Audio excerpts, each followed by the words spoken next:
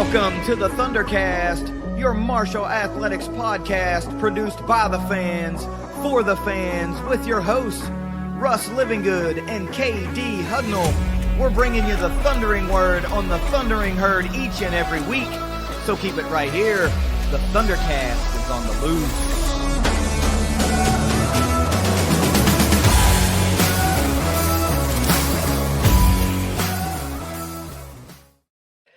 Thanks for downloading another episode of the ThunderCast. You can follow us on Twitter at ThunderCast_pod and listen to the show anywhere you like to listen to your favorite podcast. And of course, you can watch us on the ThunderCast YouTube channel.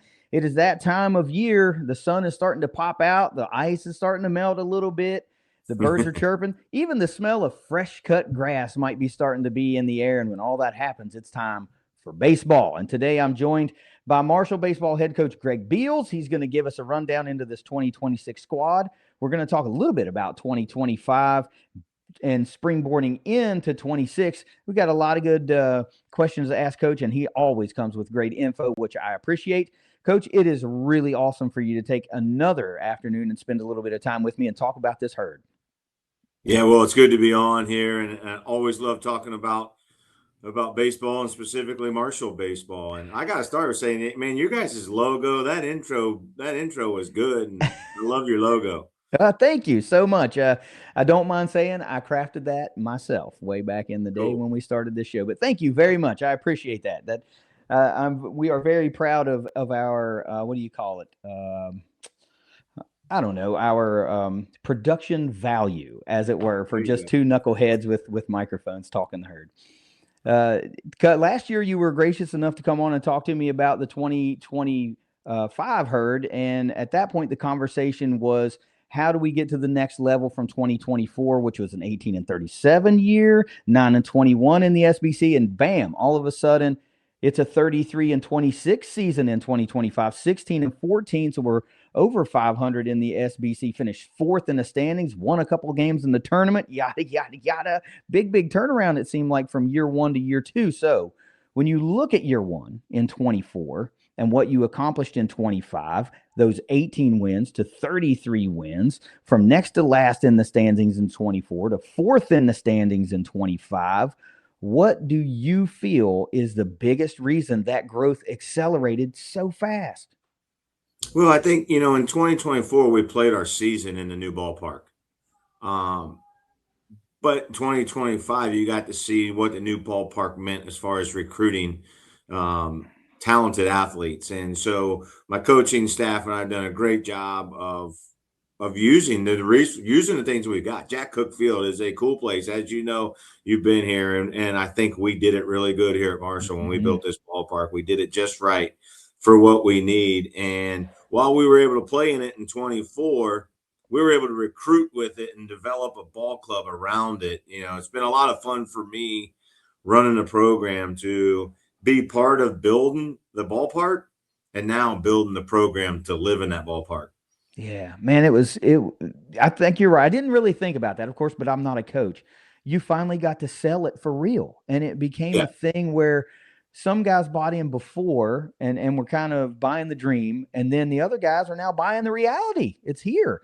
And you're right. I've been there a couple of times. I've yet to find a bad seat in the place. It's just intimate enough to where you can really be on top of the action. Fans can really have an impact on the game.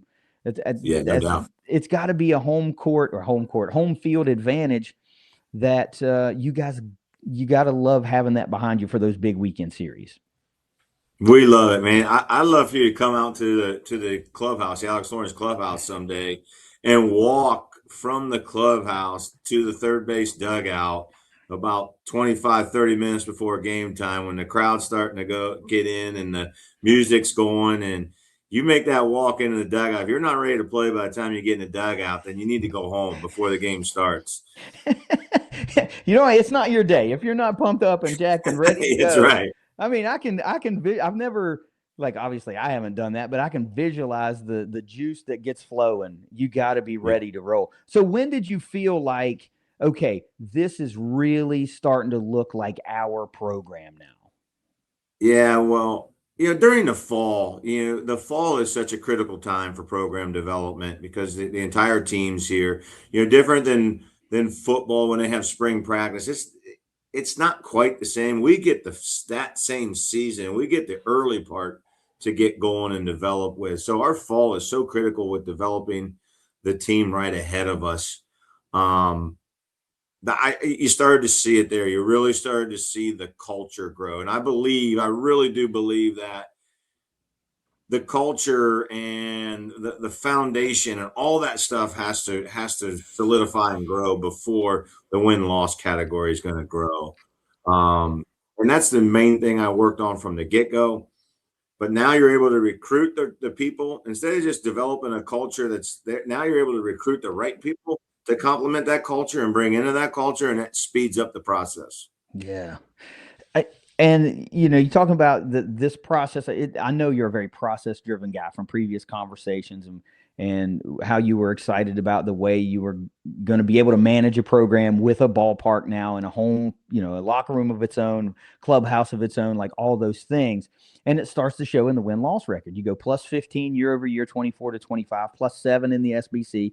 You win a couple of games in the SBC tournament, and that's what we got to talk about now. That's a big deal at Marshall, because we're still respectfully program building, right? In a very big baseball conference that's very, very competitive. So you win 2 games in the SBC tournament last year, ultimately eliminated by the eventual conference champion, Coastal Carolina, who then goes on to be the runner-up in the College World Series. How much does that run in the conference tournament validate where this program's headed now?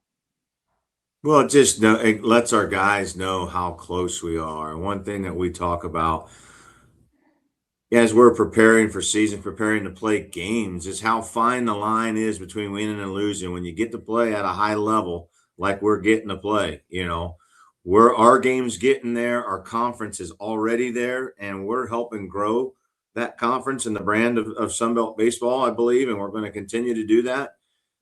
Man, winning and losing is often a very fine line, and I hope our guys realize how close we are. And we went through a tough phase last year, and that was the message. Like, we lost 2 out of 3 at Troy, and at the time Troy was ranked like 23 in the country. Then we go to Coastal and got beaten, and we went through where we played Southern Miss, Troy, and Coastal Carolina in 4 weeks. So we played the top 3 schools in the conference in a 4-week period of time. And I told our guys we played some really tough games, and we're through that phase. We're in that we kind of went through the gauntlet, so to say. And now we're at the part of the season where I think if we can keep our toughness about us, we can make a run. And our guys believed it and came out and did it. And I think we won like our last 7 conference games or something like that in a row to get hot going into that tournament. Yeah, it really did get hot. It's had some really instant classic type games in the tournament. That Louisiana game was off the charts, awesome. And those Coastal Carolina games, even though they ended up being losses, it never felt like it was way out of hand. Like, we're in that league. You know what I mean? It's like those guys are really good, but we're right there too. And does that experience of how that tournament went for your guys change how they see themselves on a national level? Now, are we looking beyond, well, we're good in conference? Do they see themselves being more competitive on a national level now? Well, I think that's a critical piece of the growth of a program and program development, is that the expectation within the clubhouse is growing, and the expectations we have for ourselves is very high. And it was last year, I have the standings. I still have them pinned up on, last year's standing, we were picked 12th. I still have that pinned up by my desk because it sat in our locker room all year last year. And it's like, it doesn't matter what anybody else puts us. That doesn't matter. That's somebody else's expectations. What we expect of ourselves and our teammates, that's what is most important. And we have the same motto this year. We're picked 4th. So what? And then what's a preseason poll? What's the value in that? A whole lot. The only value to it is that other people around our conference are recognizing the growth and what we all here in Herd Nation are feeling about our program. Yeah. I mean, the other thing it does, it gives guys like me something to jaw about with other fans, that it's like now we get a little respect. You can put some respect on this Kelly Green, right? Just a little bit. Yeah. but so the successes, you talk about that fine line, and when you really talk about the fine line between winning and losing, a lot of times it comes down to pitching, and that's got to be a real strength of this team this year. One of the biggest storylines coming into 2026 has to be the fact that so much of that pitching rotation returns. For you, how rare is that continuity, especially in the era that we now live in? And how much does it change how you can approach a season in the Sun Belt? Yeah, great. Again, I'm going to pump your tires here. Great question.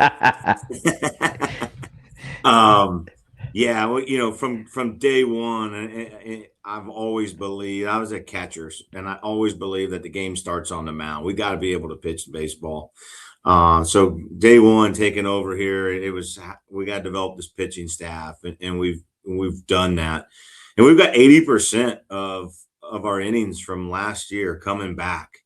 Well, I'm really excited about that. Blevins, Miller, and Moak are all back. We're missing the one key piece in the bullpen, and Nick Wyrick, who was drafted, is in the White Sox organization now.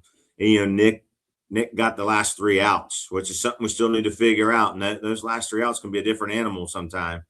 But we have a very talented cast of characters that can get in there and do that.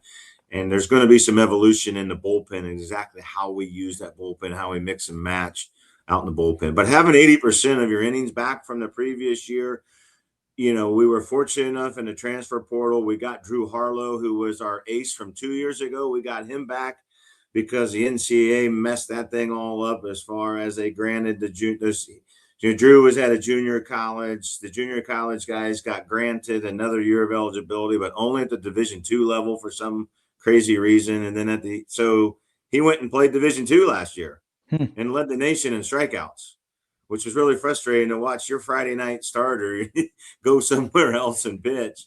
But we get Drew back, and now Drew's back here at Marshall. NCAA said, "Oh, we messed that up. You guys should be allowed to play at the Division I level." So he got another year of eligibility. Wow. So you think you got the 80% coming back. You get Drew Harlow, who has a history of eating up innings and at a strong level for us here at Marshall and in our conference. We got another Division II transfer, and Alex Caudill, who will be a starter. Both those guys will be starters in opening weekend, a 4-game weekend this coming weekend. Griffin Miller, where he's not going to be ready to pitch right away. He's developing really, really well, just in not a major injury or anything like that with the arm. We slowed him down a little bit, build him up. Hopefully he's back by Sun Belt Conference time. Wow. I want to, that's huge. 80% of your innings, first of all, is a very, very big number to be able to retain, in my humble opinion.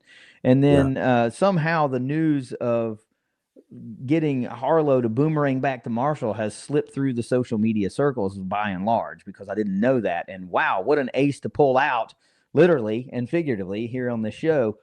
What a guy that it would have gone viral if there was a ring camera in the coach's hallway here that afternoon when that all went down, because I turned 56 today, and I was running down that hallway like a little kid when that news came down and we got Drew back. That's a big, big deal, man. I had Griff written down here. I wanted just a little bit of individual stuff about these guys. Nobody knows them better than you and Coach Blair. So I want to give those guys their shine because they've earned it, right? But so Griff's on the shelf a little bit right now, and he's going to ease into the season. So we're going to let that sleeping dog lie for a little bit. We won't ask you to give anything away. But let's talk about Bryce and let's talk about Clint real quick. What's a guy like? What makes Bryce a guy that you can trust in a big Sun Belt series in those pressure situations? It's simple, man. He throws strikes. Yeah, he competes at a really high level, and he throws strikes. He pounds the bottom of the strike zone. He shows you the baseball, but it only shows you half of it. It's always on an edge or at the bottom of the zone, and very rarely do you get to see the back of the whole ball and get great swings off on him. But ultimately, it comes down to him being just a great competitor. Yeah, local kid that a lot of folks have followed for a long time. Even in youth circles, I even remember the name Bryce Blevins, and as a youngster. Now let's talk about Yeah, I mean, Clint. he's a guy you don't want to play ping pong with him. You don't want to play poker with him. You don't want that. He's That's that the guy. competitive. Yeah, he's that guy. Let's talk about Clint for one quick second and talk to me about what Clint's experience brings to this staff, especially when you're talking about early season baseball. Well, I love Clint. I love all of our guys, but Clint's a great story. In recruiting Clint, I saw him early on, and into his junior year, I never saw Clint throw the ball over 85 miles an hour. But I loved how he moved. He's got just a very clean arm. He has a great ability to manipulate the baseball, but he's able to throw a changeup. He's able to throw a two-seamer. He's able to throw curveball and slider. He just has a great feel for manipulating the baseball and commanding it. Came in here about 155 pounds. Clint's about 185 pounds right now. So up 30 pounds in 18 months. Primarily in his legs and his rear end, and so his first bullet that he lets out on Saturday is probably going to be 93 miles an hour.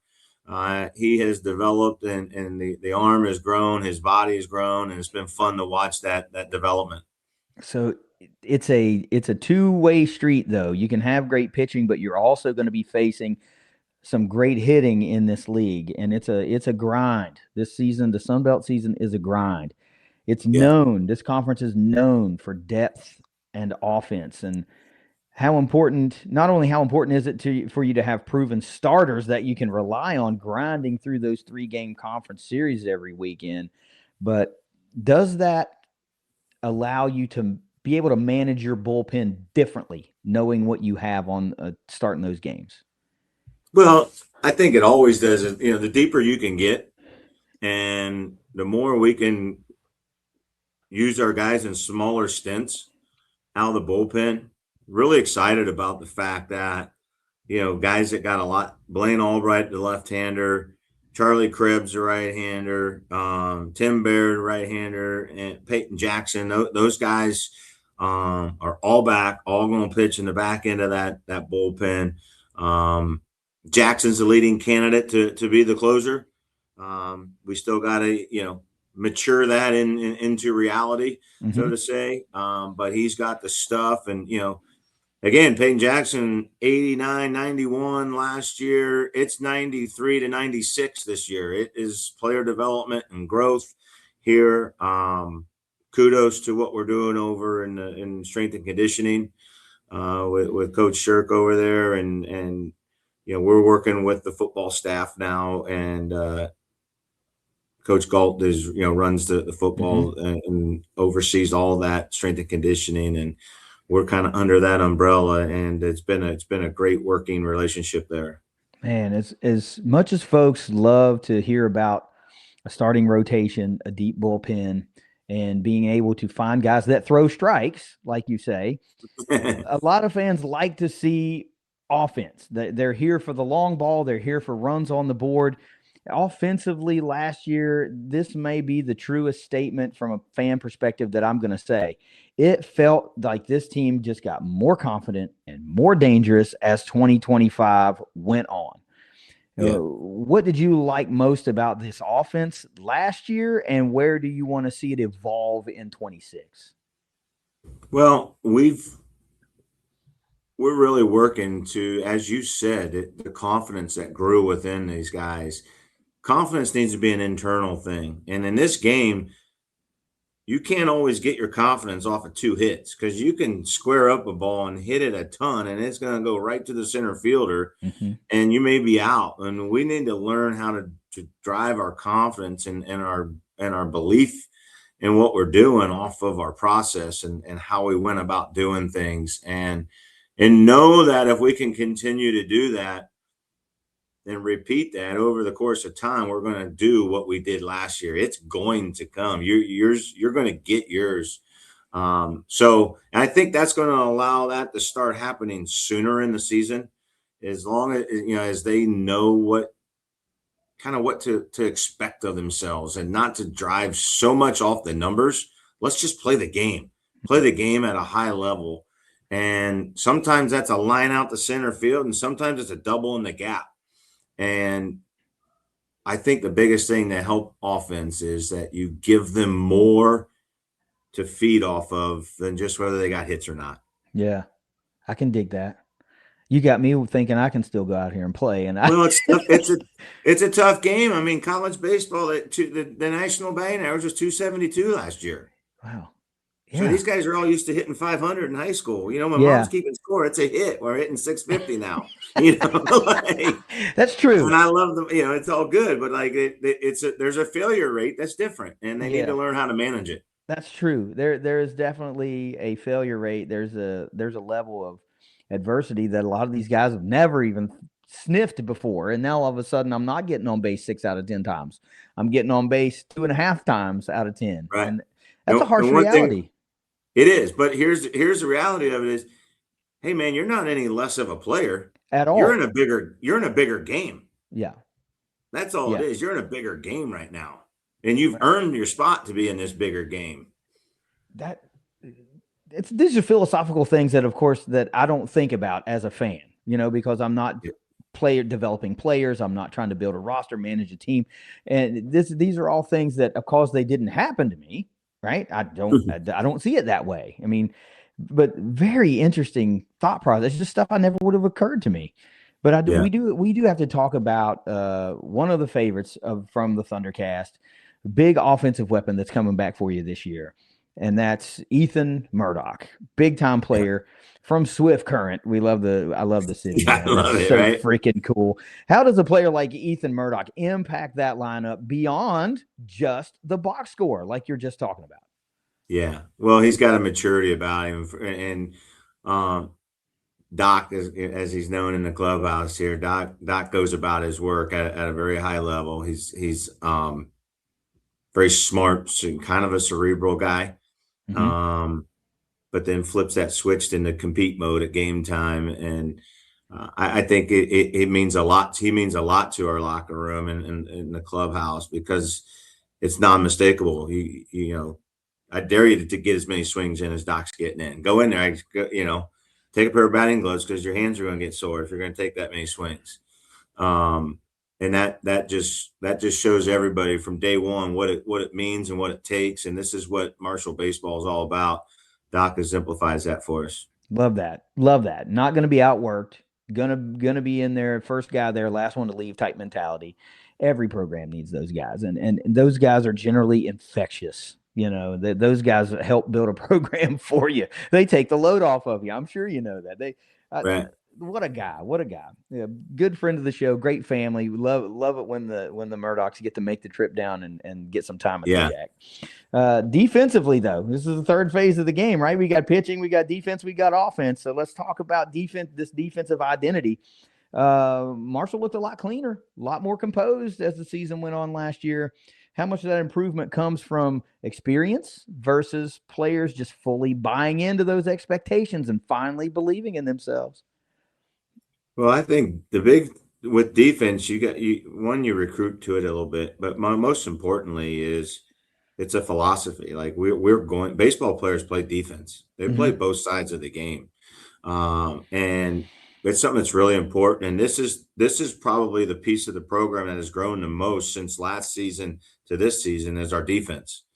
I'm really excited about the way we played a very high brand of defense in the fall. I know we only played 2 games against outside competition, but throughout our scrimmages, we played a really good game of baseball.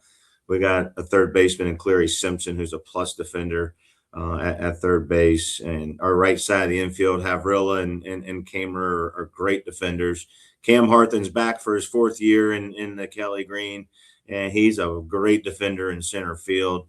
Jackson Halter can play in right field. We've improved our defense behind the plate, and Jackson Golden is a plus catch throw guy behind the plate. At shortstop, we're still competing at shortstop with Jack Smith and Mason Onati, and the combined efforts there is an improvement over our defense last year at shortstop as well. So you think about our catching, our shortstop, our second baseman, our center fielder, I think we have plus defenders in all four of those spots right up the middle of the baseball field. We're going to catch it. Man, that's great. You want to be strong up the middle. Even I know that. You got to be strong up the middle. And I was just going to highlight a couple of guys, but you hit them all and then some. This is why I love talking to you. You don't make me pull the info out, man. You like give it to the fans what they want to know. They want to know who they're going to Yeah. see and who's competing where. And you're very open and honest about which positions are still battling. And that's great, man. That is so great. So let's talk about style of play a little bit. Then if you had to describe Marshall's identity in 25, how would you define it? And then how does that style continue again to evolve in 26? Yeah, well, we're going to, the style is always evolving with your talent, just, your offenses, overall as a team, we're going to pitch and play defense. Okay. That's our identity. Overall, we're going to pitch and play defense because I think those things have the ability to be a constant. Hitting has a tendency to have a little roller coaster to it. Sometimes, we need to be able to throw strikes and pick it up and throw the guy out at first base day in and day out. And I'm confident in that in this ball club. So that's going to be a strong identity to us. We're going to pound the bottom of the strike zone. We're going to pitch ahead in counts. We're going to be able to spin breaking balls on you. We're going to strike you out. If you put it in play, we're going to get you. We're going to be able to pick the ball up. We're not going to hurt. We're not going to beat ourselves. Our pick plays, our bunt plays, all that stuff are as clean. Fortunately or unfortunately, however you look at it, we've been stuck inside a lot, so we can't be any cleaner in our bunt defenses, our pickoff plays, our first and third plays, all the little situational stuff. Since we haven't been able to go out on the field and take batting practice and scrimmage, we are locked down on the little stuff at defense. And there's a part of coach that feels good about that. Yeah. I miss that we haven't been able to get on the field and do some of the things, see fly balls, do our double cuts, take our at bats live. We've missed that with our weather, but we have we flipped the switch on it and been able to take care of a lot of little things. Yeah, I didn't really answer your question. I know we probably need to come back to that indoors piece a little bit, but yeah, I didn't answer the question on the offensive side. The offensive side is really where I believe coaches, myself included, we need to adjust with our talent. You know what I mean? Ethan Murdoch's going to play offensively different than Cam Harthen is going to play offensively. And so we put individual game plans together. We have a two-strike approach as a team. We know what our situational execution is. We get runners on second base. We have runners on first and second, and we're in bunting situations from an offensive standpoint. We know our base stealing systems. So as a team, we have systems for all that. And then it's just a matter of how many guys fit that system. Cam Harthen's in a base running system, but maybe Ethan Murdoch's in a base running different system than Cam Harthen. We don't plan on as many straight stolen bases and all that. So we put different systems together for different guys. It really comes down to 2 for you and 1 for the herd. Yeah. Each player's got their own strengths. You get 2 for you. When you get to 2 strikes, you're going to fight like heck for the herd. Yeah. I almost let one slip. I'm glad I held on to that. We're just going to fight like heck for the herd today. That's all right. I think our PG-13 audience would have been all right with a little extra emotion from Coach. That'd have been okay. But look, this is a great point. This is a great opportunity to spin right back in and talk about the challenges that you're facing with this winter weather, because our Southern Conference mates aren't fighting those same challenges. They're outside and being able to do to practice their full complement of what they need to practice. And you guys have been limited in a lot of areas in what you can do because you've been, iced in, so to speak. So how do you continue to prepare this program and fight that individual battle with Mother Nature? Yeah. Well, first of all, let me say, we got 3 inches of ice on the field right now, and we're up to 40-some degrees today. So we're getting a little bit of thaw out there, and hopefully we get rid of it here pretty soon. That being said, we have been forced to be inside, and the one piece that we've missed of that, and I mentioned it, is the competition at shortstop. The competition in left field is ongoing. Had we been able to scrimmage outside and get full base running, get full defense, all that in, we might have a clearer picture or a more understanding of exactly where we're at there, but we haven't been able to do that. We've been in we have great facilities. If you have to be inside, we've got good facilities to be inside. You know, we're over at the Klein Complex, which is the indoor football building. We got 100 yards of turf. That plays good for baseball also. We can hit ground balls. Our outfielders can throw. We get a lot of work in there.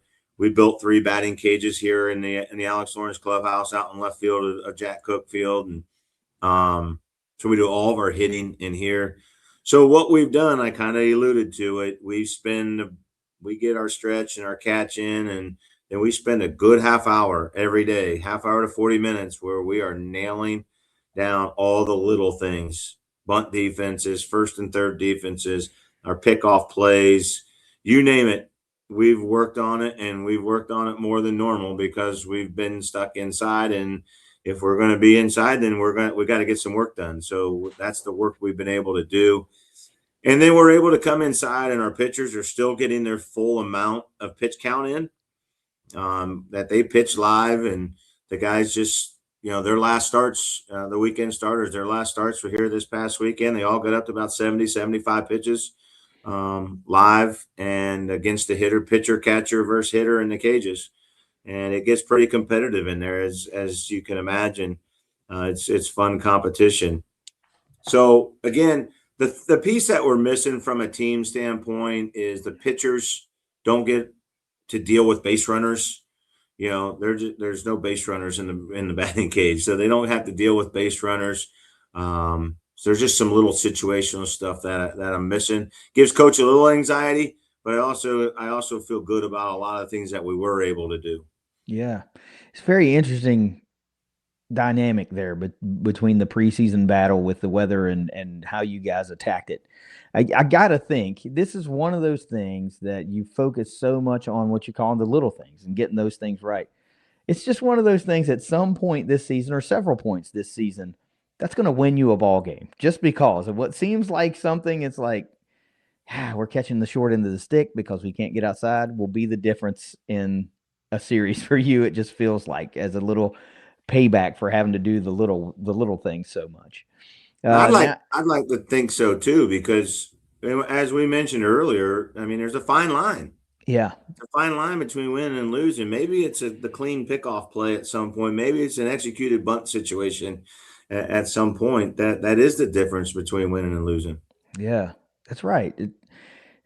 So as you continue to try to stack wins off of a pretty successful daggone season last year, let's be honest. You continue to try to stack wins as we go into 26. So we've talked about pitching and defense is something you feel is that you can make a constant, but hitting is more of a streaky type thing. And of course that kind of leads into the term momentum. So therefore momentum can be tricky.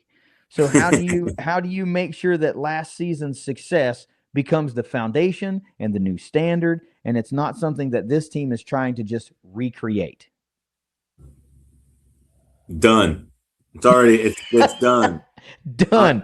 I don't know that there's an answer other than I can just tell you I've been doing this. This is going to be year 33 for me. I've been doing this a long time, and I feel it. It lives in that clubhouse. It lives in that locker room across the hall here. Our guys have a different expectation level. Our guys expect to play well, and if they play well, they will win. They know that winning is a result of executing situations and mounting moment upon moment, and that will result in winning. Coach Beals is not, I'm not a third person, I'm sorry, but like I've never been like I don't want to put the win as the cart out in front of the horses. Like we got to do the work. Yeah. And we got to play the game right. And if we've prepared and we compete and we've executed, we will win. Because we're talented enough, we're prepared well enough, we've done all those things, but we can't just go out and say win. We got to go out and say throw strikes. We got to go out and say get good pitches to hit. We got to say make plays. We got to get hits. We got to get 2-out hits. And if we're able to compete at that high level, which we're capable of, and we execute in the big moments of a game, we're going to win. We're going to win games. And, you know, we move that number pretty good. Yeah. And we're looking squarely at a school record. And that's a goal that we have. We want to be the most winningest team in Marshall history. And we got a chance to do that this year. That's awesome. I believe. That's awesome. And ultimately, ultimately, I want this program representing our great university in the national tournament. Wouldn't that be a watershed type moment, for a program that lived without a home for so long and finally got its home, and then the immediate benefit and the immediate dividend that you start seeing from that, from a program standpoint, from a player standpoint, from a fan standpoint, and now the university standpoint would pay off by getting that national tournament. That would be really awesome, and it feels like we're so much closer than we are farther away. And I don't know that I could have said that not that very long ago. It feels attainable now instead of something that you might dream about happening. Well, and you'd asked me that when I took the job. I was like, I got a lot of work to do, and we still got a lot of work to do. But I feel like, quite honestly, and I don't pat backs very well or very often, but I feel like we're slightly ahead of pace, and that's fine. And then we're ahead of pace because building this ballpark, the support we've gotten, our administration from Brad Smith all the way down through our athletic department has just been awesome, and we feel a lot behind us. I want to take a second here and recall a discussion that I had a couple of years back now, but it was with our former athletic director, Christian Spears. He said, when Greg Beals gets this thing going, he's going to win, and he's going to win big.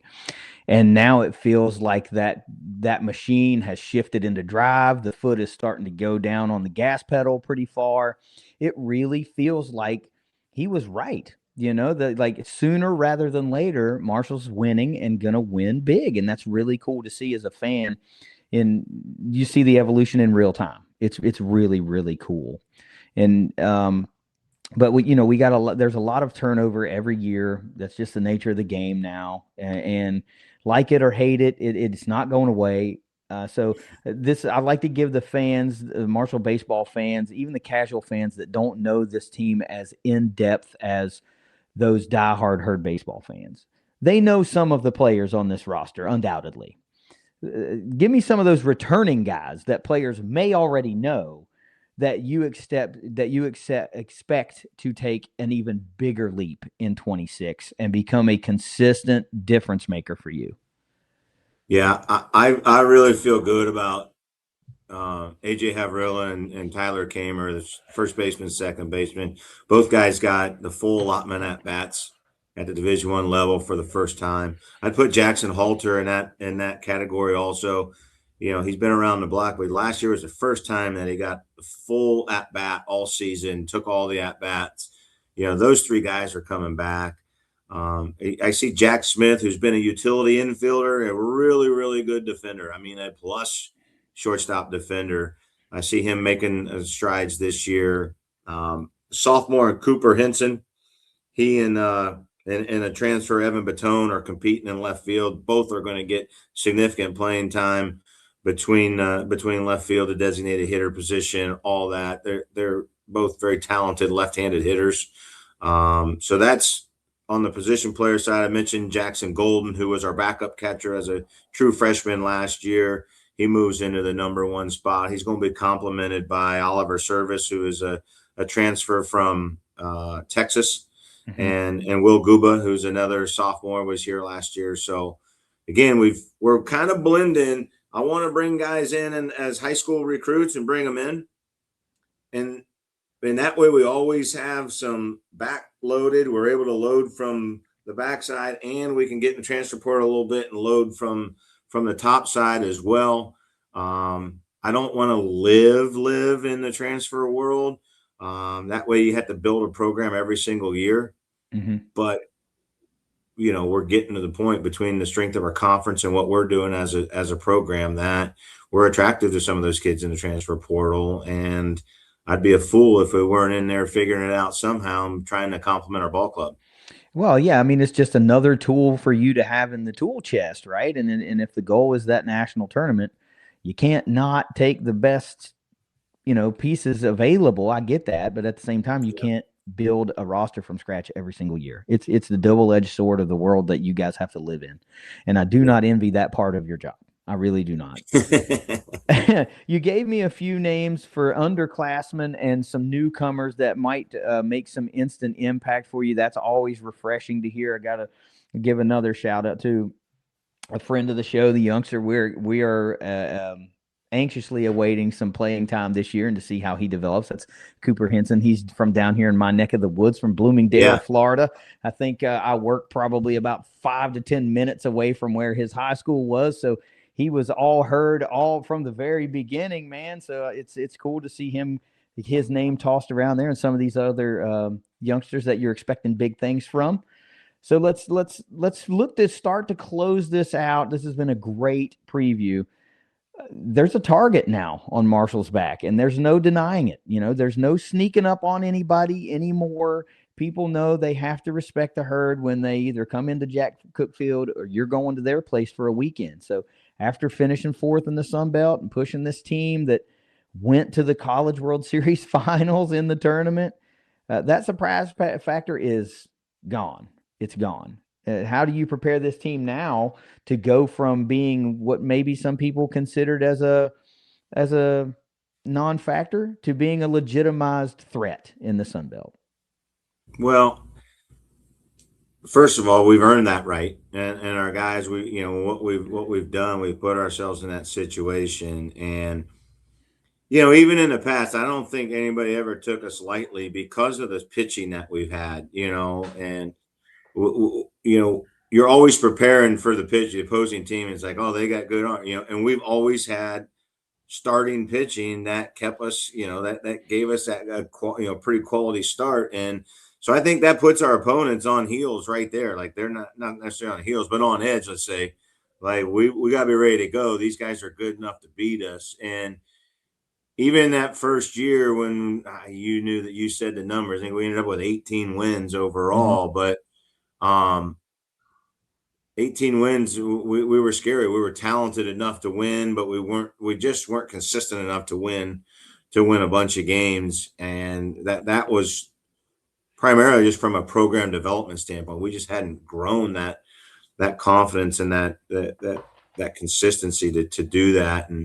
But I felt like we always had the ability to win games, and I'm pretty sure our opponents felt the same way. So while there may be a bigger target on our back, I don't think that we ever just snuck in. I think there's a respect that all of us coaches have for all of our other opponents in our conference. Mm-hmm.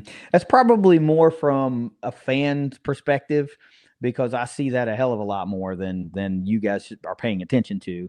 And the thought process really changed from 24 to 25. All of a sudden, Marshall wasn't somebody that they were like, well, this is a 3-game win. This is 3 wins this weekend, to all of a sudden, crap, this herd team's good, So Yeah. it was a change in vibe in Sun Belt fan bases, and that was cool to be a part of. Last thing I always ask you, I love to ask this of every one of our coaches: what is the number one thing that Marshall fans can do to support your program? Well, I think the number one thing is to come out to Jack Cookfield. Really is. Come support our guys. They work their tail off. And, I know what we're trying to do in this program is we're representing Marshall University. We're representing Herd Nation. We are playing baseball. These guys have their own individual goals, but it means a lot to us to have this Marshall logo on and represent this school. We feel blessed to have the new ballpark and the resources that have been given to us here recently, and we're trying like heck to represent it in the best way possible. And the guys in the clubhouse feel that as well. I love it. It get out to Jack Cookfield. It is a beautiful venue to watch a baseball game. They make it very accessible. It is probably the cheapest fun you can have in Huntington, West Virginia, when the herd is at home. There's no reason not to go. The season opener this year will be in just a couple days on Friday, February 13th at 10 a.m. Versus Evansville in Kennesaw, Georgia. So if you're down in the Kennesaw area, you're a herd alum and you didn't know that, Now you've got something to do this weekend. It's the Kennesaw State Tournament. The Herd's getting the season kicked off. If you are wondering, hey, when can we get out to Jack Cook Field? Your first opportunity to do that will be Friday, February 27th, a 3 p.m. first pitch against Butler. And it is, yes, a 3-game weekend series. You got Saturday at 4 and then closing it out Sunday at 1. The other one that I've got to put an asterisk beside because this will be a big one, Marshall Baseball happens to be at home also during spring football game weekend, which had a phenomenal turnout last year. We're expecting big turnout again this year. So you can hang out Saturday, do the football thing, and then right across the parking lot and take in a game at Jack Cook Field. If you're going to be there for the weekend, it's a Friday affair at 6 p.m. first pitch, Saturday at 5, and then again Sunday at 1. We'll be out there tailgating on Saturday, and after the game's all done, we're going to the Jack as well. Because Beals and the boys deserve every ass in every seat at the field.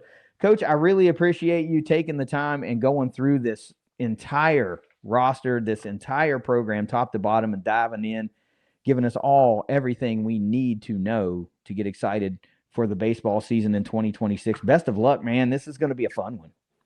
Thank you. Yeah, we're excited. And like you said, ready or not, here we go. This Friday, it's on. Here we go. It's nothing left to do now but play the games and start stacking them in the left-hand column.